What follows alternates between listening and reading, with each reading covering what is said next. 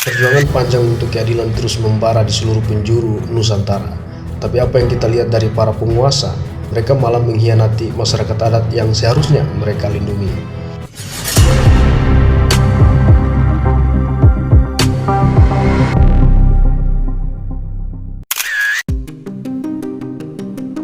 Pada 19 Agustus 2024 di Kabupaten Sinjai, Sulawesi Selatan, aksi demonstrasi pecah. Barisan Pemuda Adat Nusantara Sinjai dan Aliansi Masyarakat Adat Nusantara Sinjai bersatu dalam protes, bersuara keras meminta KLHK dan Pemkab Sinjai untuk segera menjalankan Perda nomor 1 tahun 2019 dan putusan Mahkamah Konstitusi nomor 35 tahun 2012. Hasilnya zonk. Semua aturan itu seperti cuma jadi jargon politik yang mengabaikan eksistensi masyarakat adat, sebuah wujud pematokan batas yang tak pernah memprihatinkan nilai-nilai keadilan, kesejahteraan, dan kelangsungan hidup masyarakat adat. Ironisnya, KLHK bertindak asal jadi dalam menetapkan batas kawasan hutan negara tanpa konsultasi, tanpa dialog, tanpa sedikit pun melibatkan dan menghargai hak-hak masyarakat adat yang sudah mengelola tanah ini jauh sebelum negara ini ada. Persoalan ini jelas merupakan wujud kejahatan terhadap budaya dan kehidupan masyarakat adat.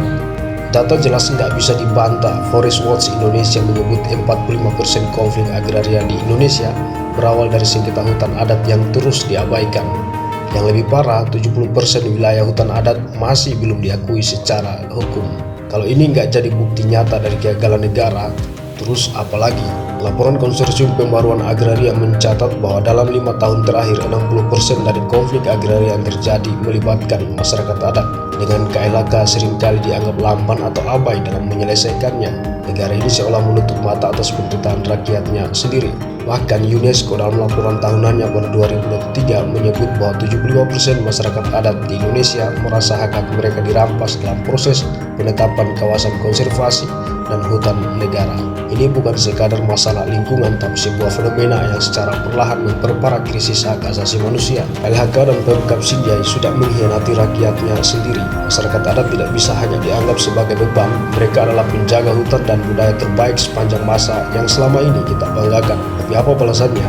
Penetapan kawasan hutan negara di tanah adat mereka itu sama saja dengan tamparan keras terhadap hak dan martabat mereka. Jika pemerintah terus bermain-main dengan janji-janji kosong, mengabaikan keputusan sesat tanpa melibatkan masyarakat adat, kita akan menghadapi bencana sosial besar-besaran.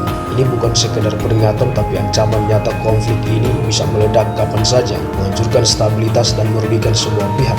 Pemerintah harus berhenti berteriak dan mulai serius bertindak.